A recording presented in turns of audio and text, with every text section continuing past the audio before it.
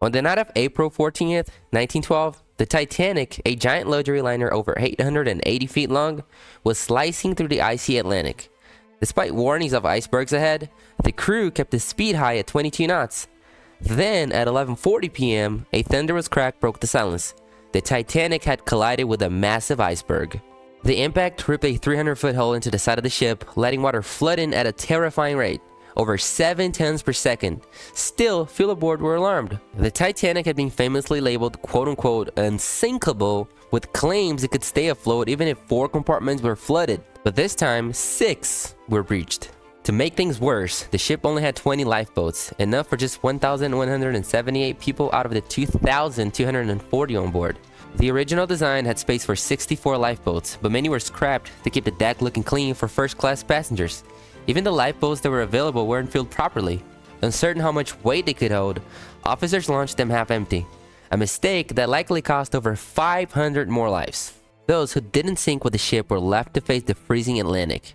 Most didn't survive longer than 15 minutes, succumbing to hypothermia or cardiac arrest. In the end, only 712 people made it out alive, just 32% of everyone on board.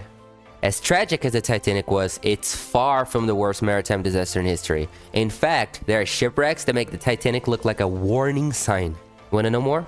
Let's dive into some of the most devastating shipwrecks the world has ever seen. By the way, hi, this is Samuel. Now let's go watch the video. Number 1, Doña Paz. In the final days of 1987, what should have been a joyful holiday trip in the Philippines turned into the deadliest peacetime maritime disaster in history. The MV Doña Paz, a ferry built for about 1,500 passengers, was loaded with more than 4,400 people, thanks to bribery and poor oversight. On December 20th, the ship left late just after sunrise, heading toward Manila. The journey began without issue, despite the dangerously packed conditions. But late that night, everything changed. Around 10:30 p.m., the Doña Paz collided with an oil tanker, the MT Vector, which was hauling over 1,000 tons of gasoline products. So despite calm seas and clear visibility, neither ship made any attempt to avoid the crash. Investigations later revealed shocking negligence. The ferry's captain was watching a movie, crew members were drinking, and neither ship had a working radio. The impact triggered a massive explosion as the Vector's cargo ignited. Fire spread rapidly across both ships and the surrounding water. Many died instantly. Those who survived the blast faced a terrifying choice: jump into the flaming sea or be burned alive. And to make matters worse, the ferry's life jackets were locked away. Roughly an hour later, a passing vessel found the wreckage and rescued just 26 survivors.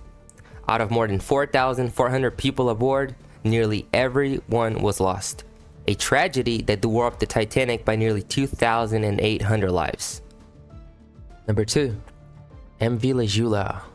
In late September 2002, the Senegalese ferry La Jula departed Ziguinchor for Dakar, carrying over 1,860 people, even though it was only built for 580. The ship had just returned to service after nearly a year of engine repairs and now ranges once a week, leading to dangerous overcrowding. It was so overloaded that witnesses saw it tilting as it left port.